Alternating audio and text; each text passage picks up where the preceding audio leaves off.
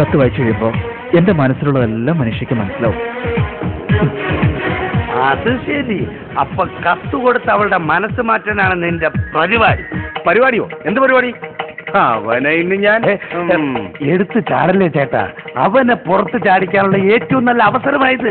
അതങ്ങനെ ഈ കത്ത് അവന്റെ അടിച്ചു മാറ്റി നമ്മൾ മനീഷയെ ഏൽപ്പിക്കുന്നു. തന്നെ കുറിച്ച് തോന്നിവാസം എഴുതി പിടിപ്പിച്ച ദാസനെ അതോടെ മനീഷ വെറുക്കും, ആട്ടിപ്പുറത്താക്കും. അതുകൊള്ളാം. ആദ്യം അവൻ, പിന്നെ നീ.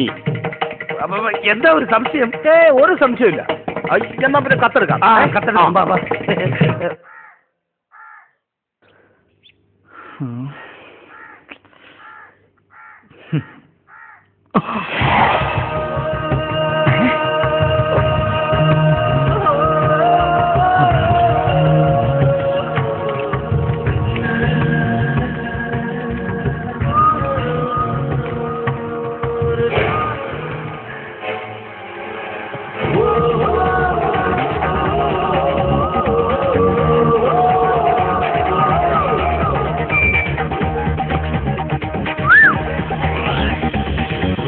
അവൻ ഉദ്ദേശിച്ചെടുത്ത് കത്ത് പോയില്ല, കത്ത് മതിലിന്റെ പുറത്താണ് പോയത്.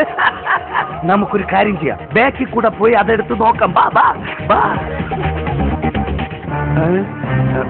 ആ കത്ത് അവിടെ പോയി. എന്റെ കത്ത് അവളറിയാതെ നമുക്ക് പോയി അതെടുക്കാം. അന്ന് ഇവിടെ വെച്ചായിരുന്നു അയാൾ എന്നെ വണ്ടി കയറ്റിയത്. ആളെ അറിയാവോ നിനക്ക്? ആളെ കണ്ടാൽ അറിയാം, പക്ഷെ വണ്ടി നമ്പർ ഓർമ്മയില്ല. ഇനിയാവട്ടെ, നമുക്ക് വേണ്ട ചെയ്യാം.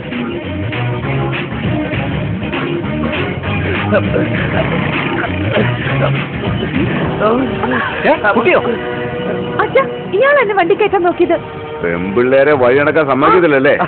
അയ്യോടെ കത്തൊന്നെടുക്കാൻ വേണ്ടിട്ട് തലയിലിരിക്കുന്ന കത്തോ?